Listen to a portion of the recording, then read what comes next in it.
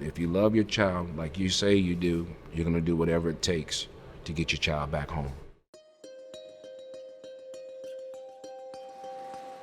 This is called the Family Cafe, and this is my girlfriend's restaurant.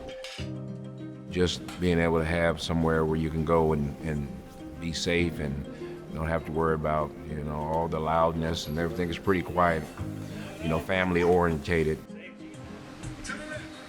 I'm not used to a quiet home. Well, we started out with one, then we went to two, and then we went to seven, and then we went to 10. So being used to the noise, keeps me sane. Yeah, this is the sock bucket. And, we get up in the morning, we try to find matches. It's challenging, so, but we're doing the best we can with what we have.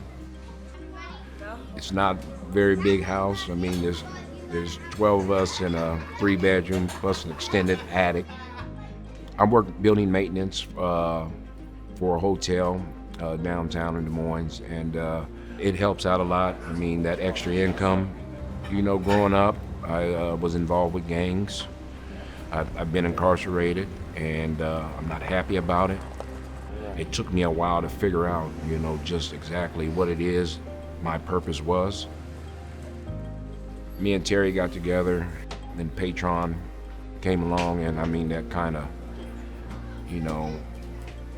tightened things up for me, because there was a little boy out here that didn't have a choice about being here. And me as a parent, I had an opportunity either to leave him in the hospital or step up to the plate and be a man and man up to my responsibilities, and that's what I did.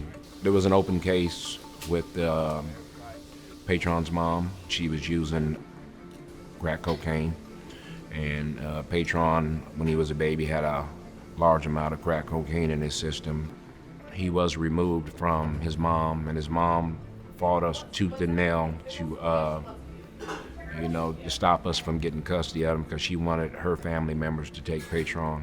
We went through the court proceedings. I think they seen that there was a different guy in front of them than what they were hearing about and looking at in my records. And they gave me an opportunity. And from that day, every time we went into the court, that judge would come down off that bench and give me a stuffed animal for my son and say, "Keep up the good work, you're doing good."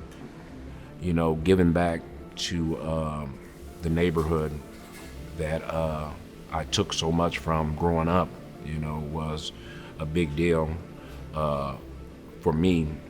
I've been with Children's and Families Iowa for 7 years. And basically, anytime there's a removal and there's a dad that's involved, we're one of the first ones that get to meet dad. And they look at us like, who are you? Once we tell our story, how we've been through the same thing they're going through now, what we did to better ourselves, what we did to get our kids back home, then, they kind of warm up to us a little more. I told Terry, once we get an opportunity, we're gonna try to get a house that's gonna support these dads. These guys are doing visitations instead of at the park or at the mall. They can do it at Patron's Hands house now. They can cook for their kids in the house. They can come and watch TV in the house, do all the things that the court wants them to do, but in a home setting.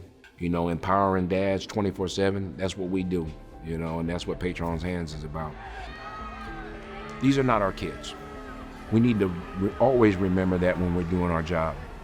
These kids have parents, and if we're helping these parents get all the tools that they need to bring these kids back home or to stay as a family unit, then that's what we need to be doing. We can't just go on, our old ways of doing work.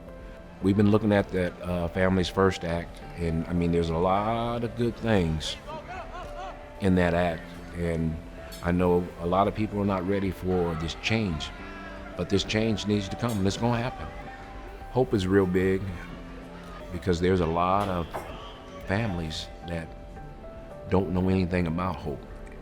And, a lot of families got so much pride that they don't like to ask for help. And when they don't ask, then people don't know. So,